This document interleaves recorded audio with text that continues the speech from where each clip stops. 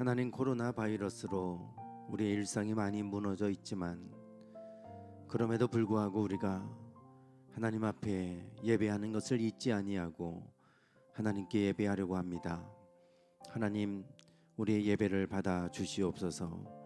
코로나 확진으로 격리 중에 있는 이들도 있습니다. 가정에서 영상으로 예배할지라도 그곳에 함께 하셔서 치유하시고 회복되게 해 주시옵소서. 이 시간에도 우리가 우리의 마음을 다해 온 힘을 다해 하나님을 예배할 때 우리의 찬양의 예배 제사를 받아 주시고 하나님께 향기 있는 예배가 되게 하셔서 하나님 기뻐 받으시는 예배가 되게 하옵소서. 우리의 예배가 하나님을 늘 기쁘게 하는 예배가 되기 원합니다. 예배하는 우리 모두에게는 주님의 영을 부어주심으로 날마다 우리의 영이 새롭게 살아나게 해 주시옵소서. 이 모든 시간 주님께 올려드리오며 예수님의 이름으로 기도드리옵나이다. 아멘. 찬양 드리겠습니다. 다 표현 못해도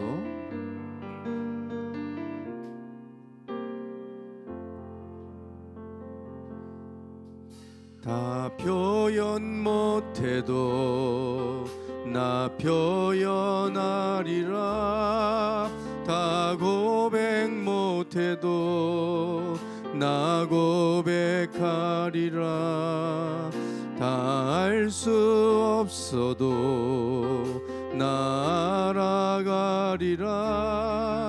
다 담지 못해도 나 닮아가리라. 다 표현 못해도 나 표현하리라. 다 고백 못해도 나 고백하리라. 다 알 수 없어도 나 알아가리라. 다 담지 못해도 나 닮아가리라. 그 사랑 얼마나 아름다운지, 그 사랑 얼마나 날 부엽게 하는지, 그 사랑 얼마나 크고 놀라운지를, 그 사랑 얼마나 나를 감격하게 하는지. 다시 한번. 다 표현 못해도 나 표현하리라. 다 고백 못해도 나 고백하리라. 다 알 수 없어도 나 알아가리라. 다 담지 못해도 나 닮아가리라. 다 표현 못해도 나 표현하리라. 다 고백 못해도 나 고백하리라. 다 알 수 없어도 나 알아가리라. 다 담지 못해도 나 닮아가리라. 그 사랑 얼마나 아름다운지, 그 사랑 얼마나 날 부엽게 하는지, 그 사랑 얼마나 크고 놀라운지를, 그 사랑 얼마나 나를 감격하게 하는지, 그 사랑 얼마나 아름다운지, 그 사랑 얼마나 날 부엽게 하는지, 그 사랑 얼마나 크고 놀라운 사랑 얼마나 나를 감격하게 하는지, 그 사랑 얼마나 아름다운지, 그 사랑 얼마나 날 부욕해 하는지, 그 사랑 얼마나 크고 놀라운지를, 그 사랑 얼마나 나를 감격하게 하는지. 나 약해 있을 때에도 주님은 함께 계시고, 나 소망 잃을 때에도 주님은 내게 오시네. 나 시험 당할 때에도 주님이 지켜주시고, 나 실망 당할 때에도 주님이 위로하시네.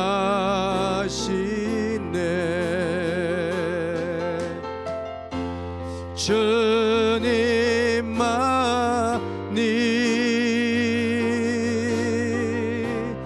내 힘이시며, 오 주님만이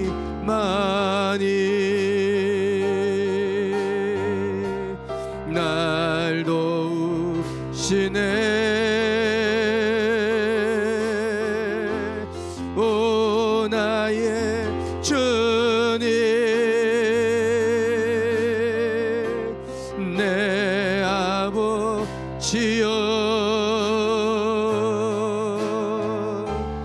오 나의 주님,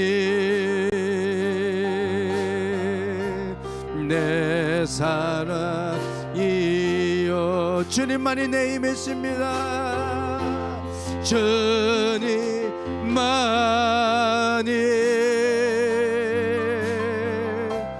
내 힘이시며, 오 주님만이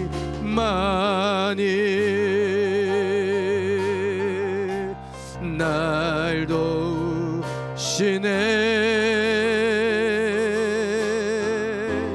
오 나의 주님, 내 아버지여, 오 나의 주님,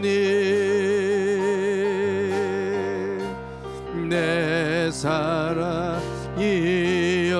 주님만이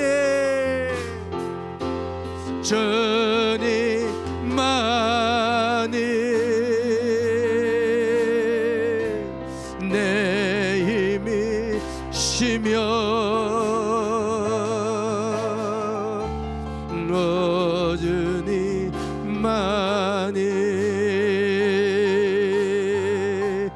날 도우시네. 오 나의 주님,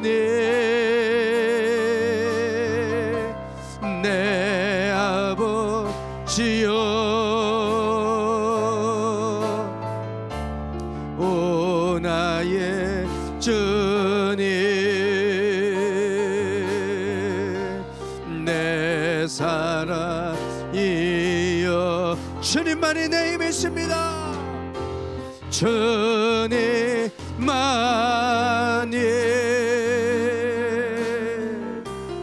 내 힘이시며,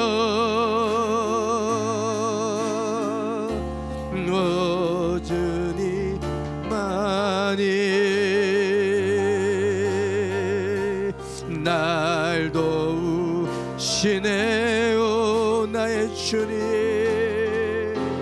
오 나의 주님,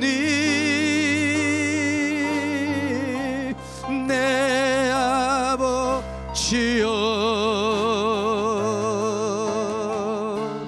오 나의 주님, 내 사랑이여. 주님만이, 주님만이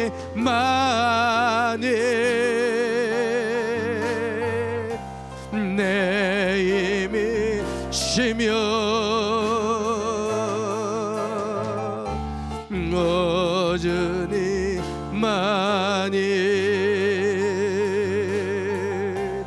날 도우시네. 아버지, 오 나의 주님, 내 아버지여, 오 나의 주님, 내 사랑. 이 시간 우리 같이 기도합시다. 주님만이 우리의 힘이십니다. 주님만이 우리의 도움이십니다. 주님만이 우리의 피난처이시며, 주님만이 아버지여, 오 주님, 아버지 하나님, 아버지 하나님, 하나님 우리는 연약합니다. 우리는 연약합니다. 아버지 하나님 우리는 연약합니다. 주님만이 우리의 힘이시고 주님만이 우리의 도움이 있습니다. 아버지, 오 아버지 하나님, 아버지 우리의 연약함을 도우소서. 아버지, 아버지, 아버지여, 주여 하나님, 아버지, 아버지, 아버지, 오 주님, 주님 우리를 긍휼히 여기시고 우리를 긍휼히 여기소서. 하나님 이 땅을 고치소서. 이 땅을 고치소서. 이 땅을 치료하소서. 주님 아버지, 아버지 하나님, 하나님, 하나님, 하나님, 오 아버지 하나님, 아버지시여, 주여, 주여, 주여 하나님, 주님만이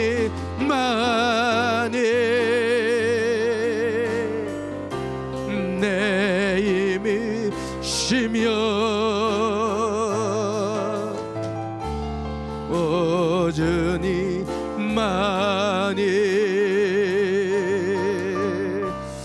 날 도우시네. 오 나의 주님, 내 아버지여,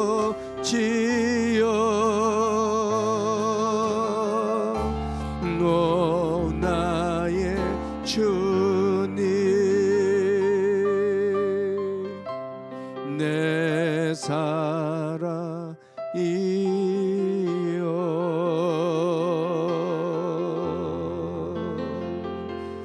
아버지,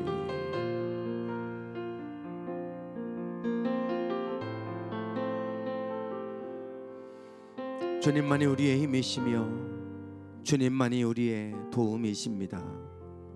이 시간 우리가 우리의 연약함을 고백하며 주님 의지함으로 주님 은혜의 보좌 앞으로 나아갑니다.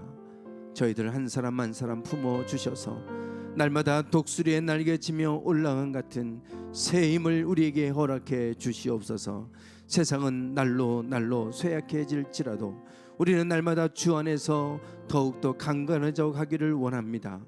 하나님, 저희들 한 사람 한 사람 붙잡아 주시옵시고 항상 주님의 날개 아래 보호받게 주시옵소서. 어지러운 세상입니다. 주님, 한 사람 한 사람 주의 권능의 손길로 붙잡아 주셔서 우리가 시험에 들지 않게 하시고 악의 구덩이에 빠지지 않도록 하나님 붙들어 주시옵소서.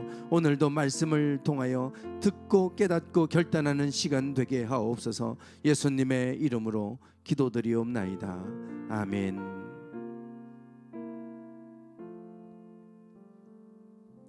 성경 말씀 창세기 3장입니다.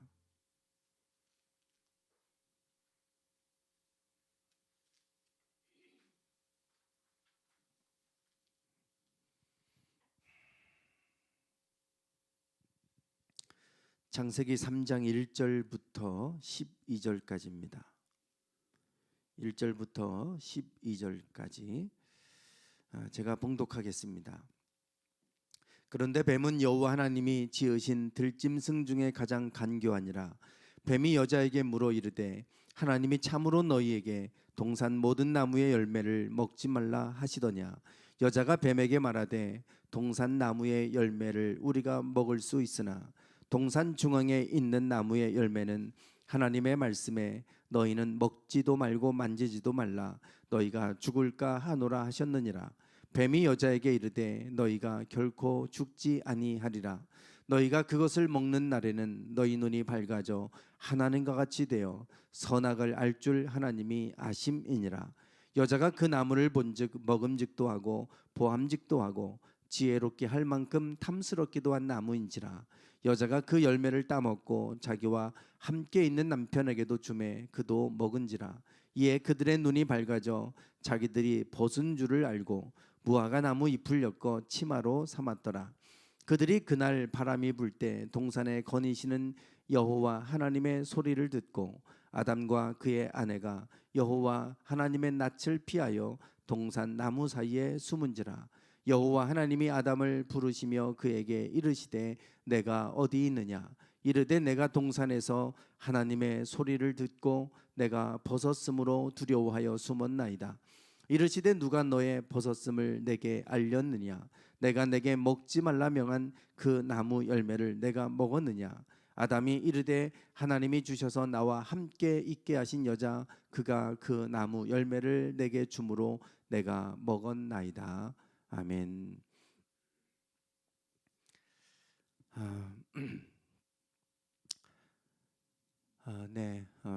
코로나 확진자들이 연일 많이 나오고 있고 또 우리 교회 성도님들도 확진되시는 분들이 계속해서 많이 생기고 있는 것 같습니다.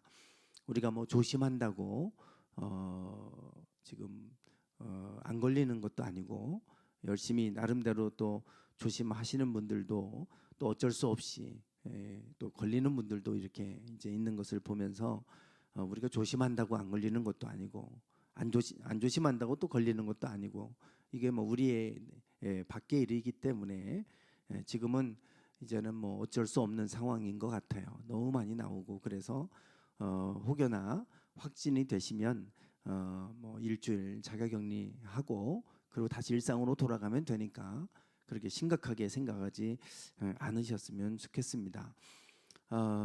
우크라이나 전쟁 소식들이 계속 올라오고 있습니다. 다행스럽게도 우크라이나가 러시아를 잘 막아내고 있고 그리고 의외로 러시아를 반격해서 빼앗긴 도시들을 다시 탈환하고 있다. 이런 기쁜 소식들도 들려옵니다. 러시아는 너무 이제 전쟁이 장기화되다 보니까 이 보급품이 제대로 보급되지도 않고 무기도 많이 떨어지고 그래서 더 이상 전쟁을 수행하기가 쉽지 않은 상황이라고 합니다.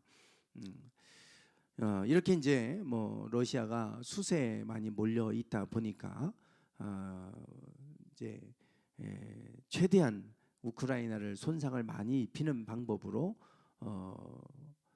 민간인들이 많이 거주하는 병원이나 학교 이런 곳도 막 폭격을 하고 지금 그렇게 하고 있죠. 그런 모습을 보면서 참 인간이란 어떤 존재인지 사람은 도대체 어떤 존재인가 대해서 다시 한번 생각을 하게 됩니다.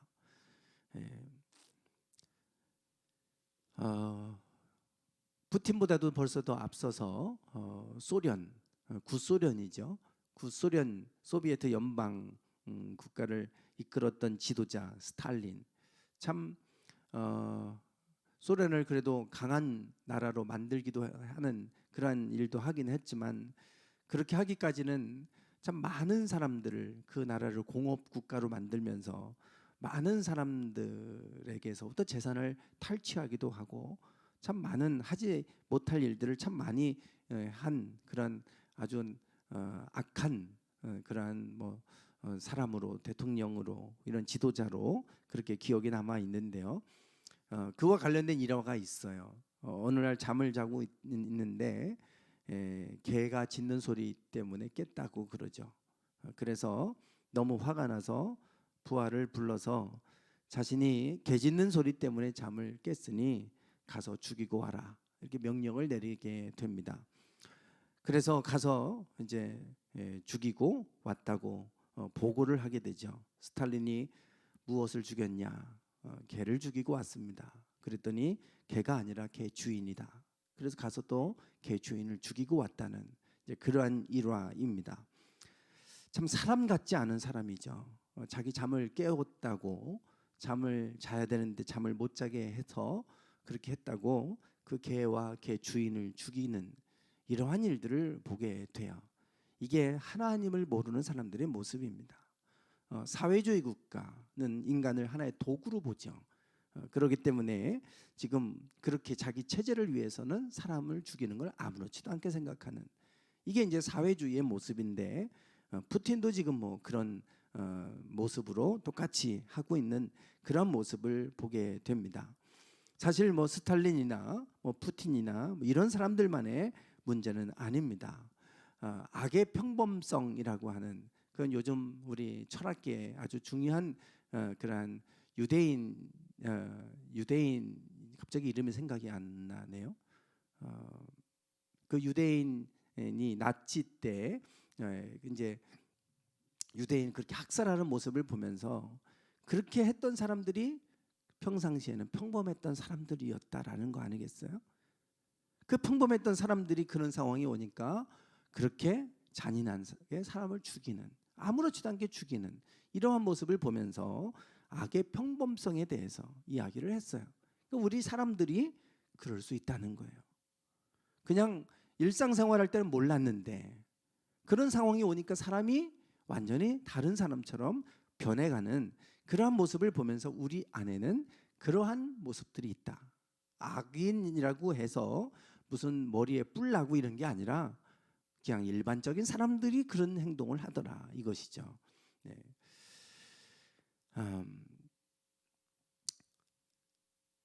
지난 주일에 우리가 그 생명력에 대해서 말씀을 나눴어요. 생명력.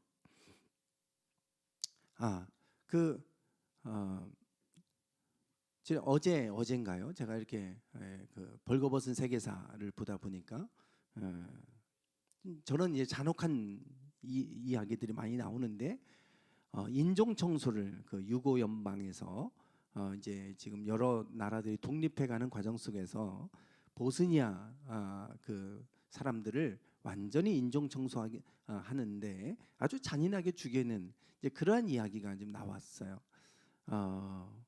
불과 오래전 얘기도 아니고 1990년대, 30년 전의 얘기입니다.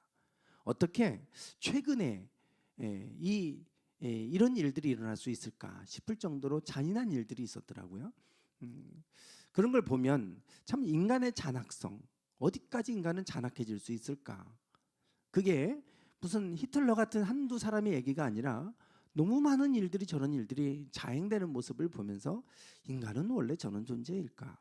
인간에 대한 생각들을 좀 해보게 됩니다. 우리가 지난 주일에 생명력에 관한 얘기를 했죠. 생명력에 관한 얘기를 하면서 하나님이 사람을 흙으로 창조하시고 코에 생기를 불어 넣으시니 비로소 사람이 생명이 되었다. 살아있는 존재, 네페시, 생명체가 되었다. 살아있는 존재가 됐다. 이렇게 성경은 말씀을 하고 있습니다. 즉 우리는 하나님의 영, 생기가 들어옴으로 비로소 사람이 사람 되게 됐다. 문제는 이 하나님의 영이 우리에게서 떠나갔을 때, 육신만 남았을 때 그때 어떻게 됐을까? 노아 시대는 그거를 말해주고 있죠.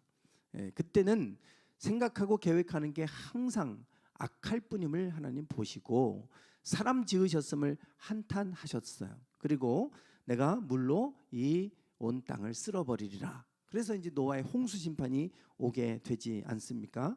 우리가 하나님의 영이 우리에게서 떠나가 버리면 결국은 사람은 이렇게 생각하고 계획하는 게 악한 그런 아주 악독한 존재로 갈 수밖에 없다, 될 수밖에 없다는 것을 성경은 우리에게 보여주고 있습니다. 그래서 우리 사람, 오늘도 지난 주일에 말씀을 나눴던 것과 비슷한 말씀이긴 한데 사람을 사람 되게 하는 것이 있어요. 하나님의 영 안에 있지 않으면 우리가 결국은 사람이 사람 될 것 같지만 절대 그렇게 되지 않는다고 하는 것을 성경은 보여주고 있죠. 그리고 오늘 또 본문 말씀도 사람이 어떻게 할 때 사람 될 수 있는가, 사람이 사람 될 수 있도록 하나님이 하신 게 있어요. 오늘 그 이야기를 같이 좀 나누려고 합니다. 우리가 사람을 얘기할 때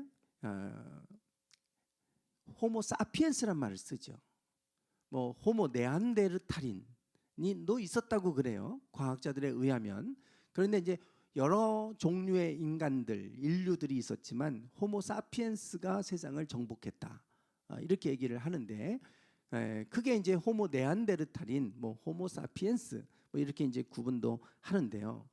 호모 사피엔스 그러면 이 사피엔스는 지혜로운 사람 이런 뜻입니다.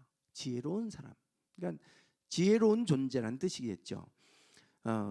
이성을 가지고 이것저것 판단해서 도구도 만들고 결국 문명을 만들어내는 이러한 인류를 호모 사피엔스라 이렇게 이제 부르게 됩니다. 우리 인류를 설명할 때 매우 중요한 이 인간을 특징지어서 설명하는데 아주 중요한 용어이죠. 호모 사피엔스 이런 말을 씁니다. 그런데 사실 인간의 가장 중요한 특징을 호모 사피엔스, 지혜로운 인간이라고 얘기하는데요. 그것은 오늘 본문 말씀에 의하면 사실 틀린 얘기입니다. 오늘 본문 말씀 이 선악과에 관한 이야기죠. 선악과를 인간이 이제 따먹고 타락하는 얘기가 나오는데요. 하나님이 6일 동안 모든 만물을 창조하셨고 마지막 날 사람을 만드셨어요. 그리고 에덴 동산을 만들으셔 놓으시고 사람들이 아담과 하와가 그곳에서 살 수 있도록 하셨습니다. 그런데 오늘날 이 사단이 뱀의 모양으로 나타나서 하와를 미혹하게 되죠. 이 선악과를 결국은 따먹게 합니다. 선악과를 따먹게 하는데 많은 사람들이 이 3장의 이야기를 통해서 에덴 동산 중앙에는 선악과만 있었다고 생각을 하지만 그렇지 않았죠. 이 선악과가 의미하는 바가 뭐길래 이 선악과를 먹는 이야기로부터 인간의 타락은 시작되는가? 우리가 이제 이것을 생각을 하게 되는데 이 선악과의 이야기, 여기서부터 이제 인류의 타락이 이제 시작이 되기 때문에 매우 중요한 이야기입니다. 동산 중앙에는 창세기 2장 9절에 보면 하나님이 그 땅에서 보기에 아름답고 먹기 좋은 나무가 나게 하셨어요. 그 동산 가운데에는 생명나무와 선악을 알게 하는 나무도 있더라. 분명히 동산 중앙에는 두 그루의 나무가 있었습니다. 생명나무도 있었고 선악을 알게 하는 나무도 있었어요. 하나님이 생명나무는 먹도록 허락하셨습니다. 그러나 선악을 알게 하는 나무의 열매만큼은 먹지 말라고 하셨죠. 그것을 먹으면 반드시 죽는다 그러셨어요. 그렇다고 한다면 이 두 그루의 나무가 동산 중앙에 있었다, 뭔가 상징적인 의미를 갖는다는 거예요. 그러면 이것은 도대체 어떤 것을 상징하는 것이냐? 뱀이 하와에게 미혹하면서 이 선악과를 먹게 하는 거예요. 하나님은 생명나무는 먹어도 된다고 했고 선악을 알게 하는 나무의 과실만큼은 이것만큼은 먹지 말라 그랬어요. 이거 먹으면 반드시 죽으니 이건 먹지 마라. 다른 건 다 먹어도 되는데 이거 하나 못 먹게 한 거예요. 그런데 사단은 거꾸로 이 못 먹게 한 것을 자꾸만 바라보게 해서 이걸 먹게 만드는 겁니다. 사단이 미혹하는 것이죠. 그렇게 하면서 하나님이 동산나무의 모든 실과를 먹지 말라고 했냐? 그랬더니 아니, 하나님이 모든 건 다 임의로 자유롭게 먹어도 되는데 선악을 알게 하는 나무의 열매는 먹지도 말고 만지지도 말라. 너희가 죽을까 하노라 하셨느니라. 이렇게 이제 대답을 하게 되죠. 하나님의 말씀을 제대로 알지 못하니까 지금 미혹을 당하는 이런 모습을 봅니다. 우리가 분명하게 알면 미혹당하지 않는데 이게 이제 어설프게 알면 반드시 미혹을 당하게 돼 있어요.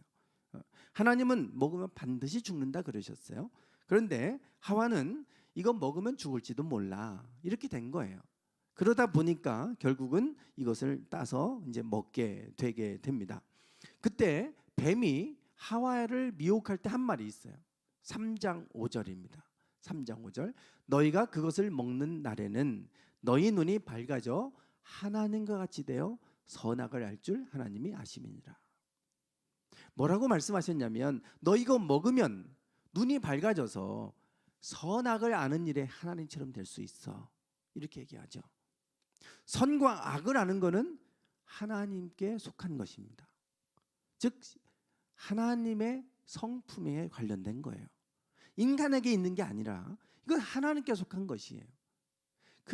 너희가 그것을 먹으면 죽지 않고 오히려 눈이 밝아져서 선악을 아는 일에 하나님처럼 될 수 있어. 이렇게 얘기하잖아요. 즉 지금 생명나무도 그렇고 선과 악을 아는 것도 그렇고 이거는 신성에 관한 영역입니다. 영생하는 것, 신성에 관한 것이잖아요. 영생하는 게 어디 있습니까? 오직 10만 영생할 뿐이죠. 그런데 하나님은 우리에게도 영생을 얻을 수 있도록 허락하셨어요. 그런데 인간은 영생을 택한 것이 아니고 하나님처럼 선악을 아는 것을 택해버렸어요. 그거는 먹으면 안 된다고 했는데 그런데 그거를 택하게 된 것이죠. 사탄이 그렇게 유혹을 했습니다. 그런데 이 말이 그냥 미혹하기 위해서 거짓말한 게 아니라 사실이에요. 이것을 먹고 났을 때 눈이 밝아졌죠. 그리고 하나님도 이렇게 말씀하세요. 22절에 보면 여호와 하나님이 이르시되 보라 이 사람이 선악을 아는 일에 우리 중 하나같이 되었으니 그가 그의 손을 들어 생명나무 열매도 따먹고 영생할까 하노라. 그리고 에덴 동산에서 쫓아내 버리셨어요. 생명나무를 못 먹게. 그것도 먹고 선악과도 먹고 그러면 안 되니까. 그래서 쫓아내 버리셨고 불검으로 이제 그곳을 두르시고 그리고 에덴 동산에 들어가지 못하게 하셨죠. 우리는 이것을 통해서 이 선악을 아는 것이 바로 하나님과 관련된 것임을 알 수가 있어요. 하나님도 그렇게 분명히 말씀하셨잖아요. 선악을 아는 일에 우리 중 하나같이 되었다. 성부, 성자, 성령 삼위일체 하나님을 말하고 있잖아요.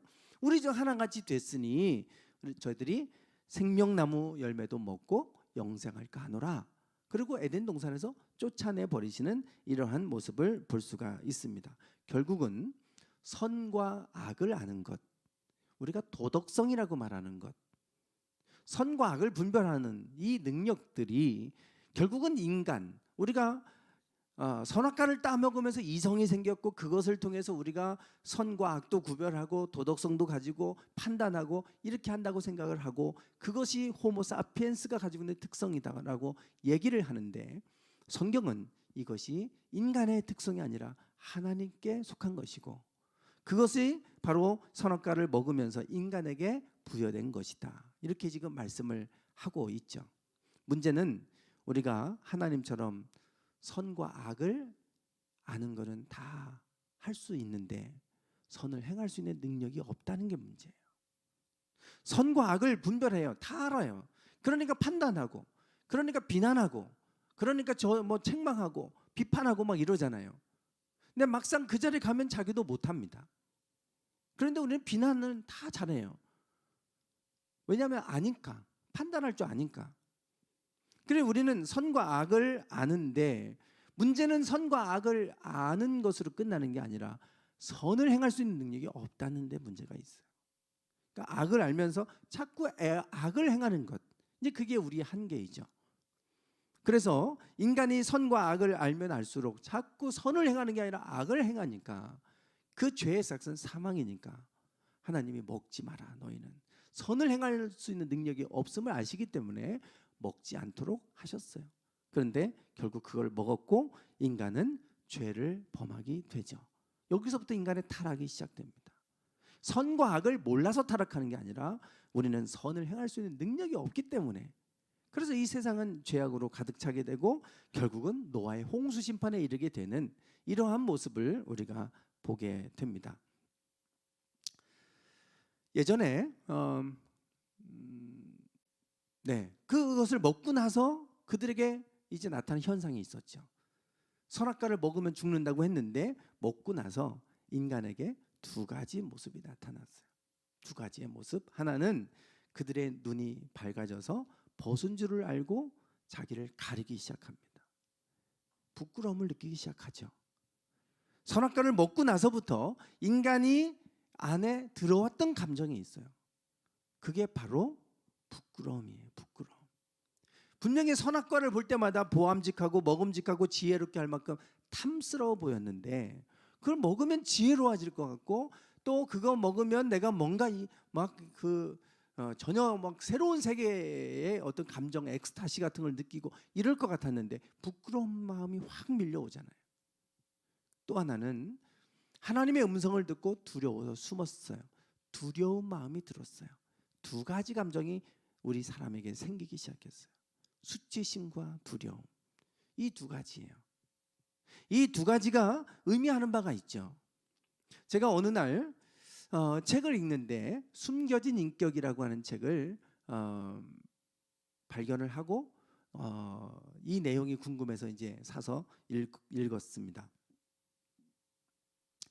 여기에서 무슨 얘기를 하냐면 참 재미있는 거를 얘기를 해요. 미국의 한 어떤 이제 그 주지사에 관한 얘기인데 이 사람은 원래 그 지역에 부동산업을 하는 사람이었어요. 그러니까 부동산업을 하던 사람이다 보니까 그 마을 사람들과 친분 관계가 있겠죠. 많은 사람들이 그 부동산과 이제 상의하기 위해서 오기도 하고 그러니까 이제 많은 사람과 교류를 하는 거예요. 그러면서 그분들에게 많은 도움을 줍니다. 그래서 이제 그 마을 사람들로부터 인정을 받아요. 그래서 그 도시의 주 하원 의원에 이제 나중에 나가서 당선되게 돼요. 주 하원 의원으로 이제 활동을 하면서 그곳에서 그 지역을 위해서 많은 일을 했어요. 많은 봉사도 하고 그래서 이제 거기서 명성을 얻어가게 됩니다.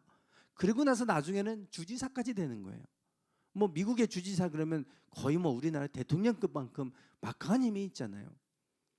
주지사까지 됐어요. 이분이 늘 강조했던 것은 뭐냐면 가정이에요. 가정이 바로 세워지고 가정이 행복한 가정을 이루어야 된다. 늘 그것을 최고의 가치로 여기고 사람들에게 이제 그것을 이야기하면서 어필도 하고 그래서 주지사가 됐단 말이에요. 그래서 많은 사람에게 존경받는 주지사로 늘 이렇게 이제 삼성까지도 하고 막 이렇게 한 사람이에요. 그런데 이분이 불륜이 발각된 거예요. 불륜이 발각돼 가지고 그래서 이분이 결국 주지사직을 그만두게 되는 그런 일이 있게 됩니다. 여기에 대해서 이제 이 저자가 문제 제기를 하는 거예요. 지금까지 이분이 많은 좋은 일을 많이 한 것들이 있는데 그 불륜 하나 때문에 모든 것이 싹 지워져 버렸다 이거예요. 지금까지 그가 쌓아놓은 모든 명성과 그가 이루고는 모든 업적들이 불륜 하나로 인해서 싹 사라져 버렸다는 거예요. 사람들이 기억에서 지워버렸고 저 위선자 이러면서 그가 완전히 이제 매장당하는 이러한 모습을 보면서 이제 그런 문제 제기를 하는 것이죠. 만약에 반대로 전과 13범이 출소를 했는데 그런 어느 날 다리를 지나가다가 그 다리 밑에 떨어져서 물에 빠져서 허우적거리는 그런 사람이 살려달라고 막 그렇게 허우적거리는 사람을 봤어요. 아무도 들어가지 않는데 이 사람이 뛰어 들어가서 목숨을 걸고 들어가서 이 사람을 구조해냈어요. 그러면 그 목숨 걸고 사람의 그 안에 들어가서 그 사람을 구조해냈으면 그 한 번의 선행으로 지금까지 13범 모든 죄들은 싹 지워지느냐 이거예요. 안 지워지잖아요. 여전히 그 사람은 범죄자예요. 그냥 한 번 그렇게 선을 행한 것이지 여전히 그 사람은 범죄자라고 하는 그러한 낙인이 찍히는 사람이 되는 것이죠. 여기에 대해서 이분이 얘기하는 거예요. 아니, 어떤 사람은 그렇게 평생을 살면서 이 많은 업적을 남기고 사람들에게 칭송받는 일을 했다가 한 번의 죄로 인해서 모든 게 다 지워져 버리는데, 그러면 반대로 지금까지 했던 모든 죄가 한 번의 선행으로 똑같이 다 지워져야 되는데 왜 이건 안 지워지냐는 거예요. 그 얘기를 하면서 이분은 우리에게는 죄에 대한 거부 반응이 있다는 거죠. 아무리 잘했어도 죄가 한 번 있으면 그 죄 하나 때문에 모든 것을 다 우리는 부정하는 이런 모습을 보면서 이게 논리적으로 안 맞다는 거예요. 이성적으로. 그러니까 우리가 그런 것들은 이성에 의한 것이 아니라 우리 안에 뭔가 숨겨진 인격이 있다. 그게 뭘까? 양심이라는 겁니다. 양심. 우리 안에는 양심이 있어서, 그래서 죄를 짓지 않게 만드는 양심이 우리에게 있고 죄를 싫어하게 만드는 그러한 것들이 있더라 이거예요. 인간으로 하여금 죄를 짓지 않게 만드는 장치가 있는데 그게 양심이더라. 그러면서 이 책에서 무슨 얘기하냐면, 인간은 죄를 범하려고 할 때 두려움을 느끼고, 죄를 범하려고 하면 자꾸만 뭔가 숨고 싶은 부끄러움, 수치심을 느끼게 되더라. 결국은 죄에 대한 수치심, 죄에 대한 두려움, 이게 우리에게 숨겨진 인격 양심이다. 이 얘기하는 거예요. 제가 그 얘기를 딱 읽으면서 창세기 3장의 이야기가 떠올랐어요. 아, 부끄러움과 수치심? 선악과를 따먹었을 때 생겼던 것인데 이게 양심이구나. 하나님이 선악과를 따먹을 때 선과 악을 우리가 알 수는 있었지만 선을 행할 수 있는 능력이 없으니 죄를 범하지 말라고 하나님 우리 안에 장치로 양심이라는 걸 바로 넣어주셨구나 라고 하는 거예요. 우리가 결국은 사람을 사람 되게 하는 것, 호모 사피엔스, 그래, 이성적인 존재, 뭐 생각하는 존재, 이런 걸 얘기하는데 그것이 인간을 인간되게 하는 게 아니에요. 인간을 인간되게 하는 것은 우리에게 주신 양심이에요. 그것이 인간이 죄로 타락하지 않도록 우리를 지켜주는 하나님의 장치였던 것이죠. 그게 창세기 3장을 통해서 선악과를 먹고 눈이 밝아졌을 때 그 밝아짐과 동시에 하나님이 그것에 대해서 죄에 대한 두려움과 죄에 대한 부끄러운 마음을 주셔서 숨게 하고 가리게 만들고 하는 이런 모습들을 이제 이 3장을 통해 우리가 보게 됩니다. 결국 우리가 하나님이 우리에게 하나님이 영도 넣어주셨고 우리에게는 죄를 짓지 않도록 모든 사람들에게 선한 양심을 주셨죠. 그렇기 때문에 우리는 사람으로서 그래도 도덕적인 인간으로, 이타적인 인간으로 살아갈 수 있게 하신 겁니다. 디모데전서 1장 19절 말씀 같이 한번 읽어보실까요? 시작. 믿음과 착한 양심을 가지라. 어떤 이들이 이 양심을 버렸고 그 믿음에 관하여는 파선하였느니라. 아멘. 믿음과 뭘 가지라고요? 착한 양심을 가지래요. 어떤 이들이 이 양심을 버렸대요. 그 어떤 이들, 후메네오와 알렉산더가 있느니라. 그 다음 구절에 보면 그렇게 나오는데 그 지도자였어요. 초대교회 지도자였습니다. 그런데 그들이 양심을 버리고 나니까 믿음에 관해서도 어떻게 됐어요? 파선했다 그랬어요. 결국은 우리가 이 믿음이 있다고 하면서 양심을 막 저버리고 비양심적으로 살아가는 이들이 있는데요. 그러면 믿음마저도 다 파선됩니다. 무너집니다. 그래서 믿음과 착한 양심이 함께 이제 가게 되죠. 왜? 하나님은 우리에게 양심을 통해 말씀하시니까. 너는 그렇게 살면 안 되지. 너는 그렇게 하면 안 되지. 하나님께서 우리에게 주시는 양심의 소리들이 있잖아요. 그 양심의 소리가 있어요. 그것이 우리를 깨우는 것이고 그것이 우리를 이 세상으로부터 지키는 것 아니겠습니까? 그래서 우리가 믿음을 가지고도 우리가 고난 속에서도 끝까지 믿음이 있으니까 이기고 견디고 그리고 소망 가운데 살아가는 것처럼 양심도 마찬가지예요. 그래서 이 디모데전서에서는 우리에게 양심에 관한 말씀을 하죠. 양심. 베드로전서 3장 21절에 가면 양심에 관해서 이렇게 말합니다. 3장 21절 같이 한번 읽어보실까요? 시작. 물은 예수 그리스도의 부활하심으로 말미암아 이제 너희를 구원하는 편이 곧 세례라. 육체의 더러운 것을 제하여 버림이 아니요 오직 선한 양심이 하나님을 향하여 찾아가는 것이라. 아멘. 네, 여기 보면 세례의 의미를 말합니다. 세례가 뭐냐?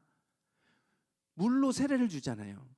우리야 지금 머리에다 이렇게 하지만 예수님 시대에는 아예 몸을 물속에 담궜다가 뺐잖아요. 침례라 그러죠.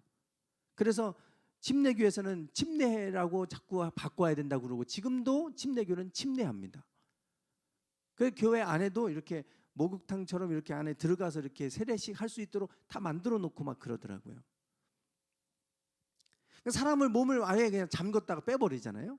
그 세례, 그것이 이제 세례잖아요. 그런데 그 세례가 우리의 더러운 것을 씻어내는 게 아니라는 거예요. 그 우리 몸을 깨끗하게 씻어내기 위해서 육체의 더러운 걸 씻어내려고 세례하는 거 아니잖아요. 그러면 뭐냐? 선한 양심이 하나님을 향하여 찾아가는 것이라. 선한 양심의 회복이다, 이렇게 말씀하고 있어요. 세례는 우리의 선한 양심, 하나님이 우리에게 처음 주셨을 때 그 양심, 착했던 양심, 그 양심을 다시금 찾아가는 것, 회복하는 것이다, 이렇게 말씀하고 있죠. 이것이 오늘 우리에게 주시는 양심의 의미예요. 오늘 우리의 양심이 무너지기 시작하다 보면 점점 무감각해지게 됩니다. 혹여나 우리가 양심을 버리고 비양심적으로 삶을 살아가고 있다면 우리가 돌이킬 수 있는 기회들 하는 양심을 통해서 말씀하시겠죠. 마음의 양심에 뭐가 두근두근하고, 그리고 뭔가 그것이 부끄럽게 느껴지게 하고, 그것 때문에 뭔가 양심의 가책을 받게 하고, 오늘 하나님의 양심을 통해 우리를 새롭게 하시고 양심을 통해 말씀하실 때, 양심을 따라 살아갈 때 하나님은 우리를 비로소 사람 되게 하시는 줄 믿습니다. 양심은 모든 사람에게 주신 거예요. 그러나 그 양심을 버리고 살아갑니다. 부끄러운 줄 몰라요. 문제는 죄를 범하면서도 사람들은 너무 당당하다는 거예요. 부끄러워할 줄 모르다는 거예요. 뻔뻔하다고 그러잖아요. 이 세상이 그런 것 같아요. 예전에는 그래도 좀 보이지 않는 데서 이렇게 좀 하려고 했는데 지금은 뭐 보든 말든 아무렇지도 않아요. 그게 세상이 악해져 가기 때문에 그런 거겠죠. 양심과는 아무 상관없이 그렇게 행동하는 시대가 됐습니다.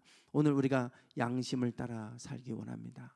양심을 귀 기울이고 하나님이 우리에게 주셨던 선악과를 따먹었을 때 그들에게 들어왔던 선한 양심, 그 양심을 따라 우리가 살아가면 하나님께서 우리를 사람 되게 그렇게 살아가도록 인도해 가실 줄 믿습니다. 오늘 우리가 하나님 안에서 선한 양심을 회복하고 양심을 따라 살아갈 수 있기를 원합니다. 찬양하겠습니다.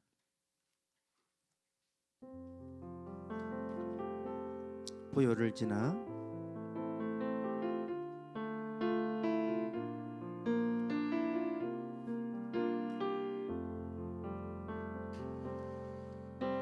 보혈을 지나 하나님 품으로, 보혈을 지나 아버지 품으로, 보혈을 지나 하나님 품으로 한 걸음씩 나아가네. 보혈을 지나 하나님 품으로, 보혈을 지나 아버지 품으로, 보혈을 지나 하나님 품으로 한 걸음씩 나아가네. 존귀한 주 보혈이 내 영을 새롭게 하시네. 존귀한 주 보혈이 내 영을 새롭게 하네. 보혈을 지나 보혈을 지나 하나님 품으로 보혈을 지나 아버지 품으로 보혈을 지나 하나님 품으로 한 걸음씩 나가네. 보혈을 지나 하나님 품으로 보혈을 지나 아버지 품으로 보혈을 지나 하나님 품으로 한 걸음씩 나가네. 존귀한 저 보혈이 내 영을 새롭게 하시네. 존귀한 저 보혈이 내 영을 새롭게 하네. 존귀한 주 보혈, 존귀한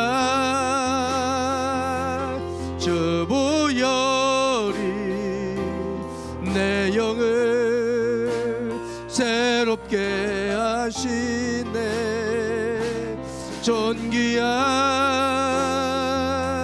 주 보혈이 내 영을 새롭게 하네. 존귀한 저 보혈이 내 영을 새롭게 하시네. 존귀한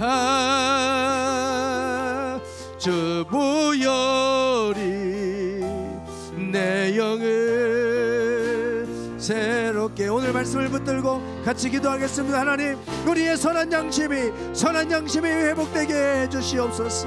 하나님 아버지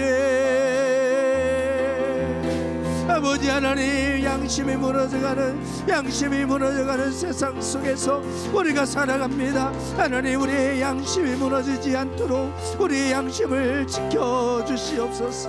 아버지여, 하나님 아버지, 주여, 우리에게 선한 양심을 회복시켜 주소서. 선한 양심을 회복시켜 주소서.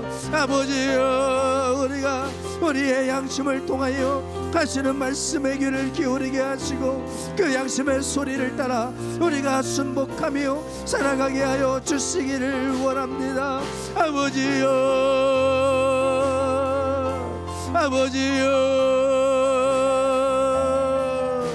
주님, 주여, 하나님 아버지,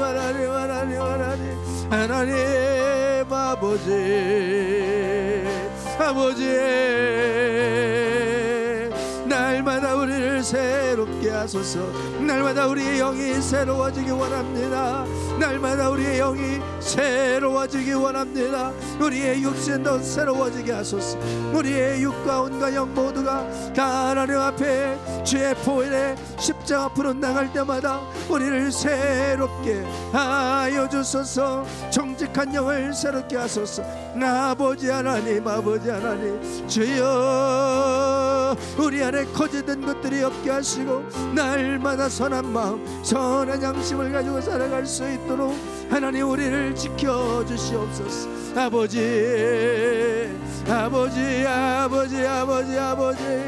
주여,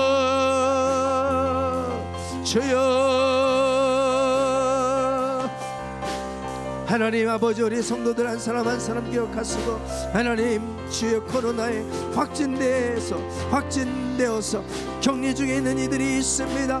하나님 지켜주소서. 하나님 돌보아 주시옵소서. 하나님 붙잡아 주시옵소서. 속히 치유되게 하시고 속히 회복되게 해 주시옵소서. 하나님 아버지, 아버지 아버지 아버지 아버지 아버지 아버지 아버지 아버지 아버지 아버지 하나님 아버지 하나님이시 주여 주여 주여 주여 주여 주여 오 주님 하나님 하나님 하나님 하나님 마지막 때가 되면 될수록 우리의 마음이 악해져가는 세상으로 향해 가겠는데 저희들의 마음은 악해지지 않도록 저희들의 마음 악해지지 않도록 저희들의 마음 굳어지지 않도록 저희들의 마음을 붙잡아 주시옵소서. 저희들의 마음을 날마다 부드러운 마음들로 하나님 지켜 주시옵소서. 주님 아시네 존귀한 주 보혈이 내 영을 새롭게 하네. 존귀한 주 보혈이 내 영을 새롭게 하시네. 존귀한 주 보혈이 내 영을 새롭게 하네.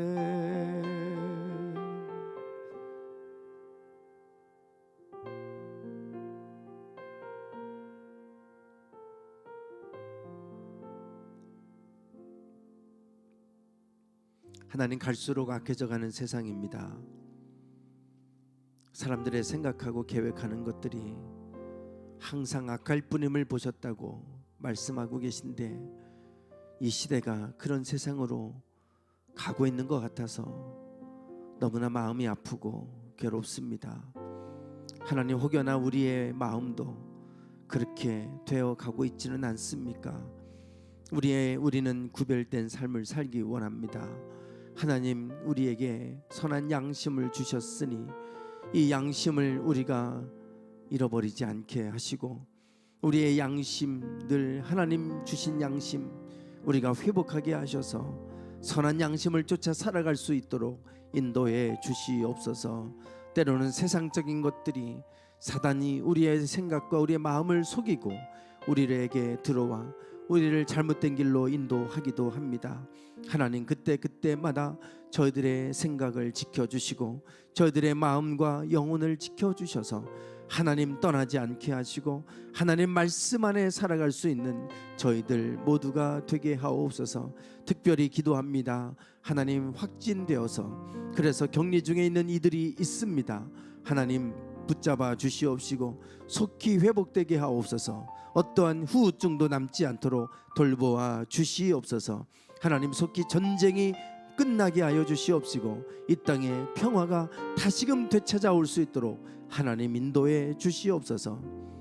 지금은 우리 주 예수 그리스도의 은혜와 아버지 하나님의 극진하신 사랑하심과 성령님의 감동 감화 충만하심이 늘 주님이 주시는 선한 양심을 따라 살아가기를 소망하는 당신의 사랑하는 모든 성도들 위해 이제부터 영원토록 함께 하시기를 간절히 축원하옵나이다. 아멘.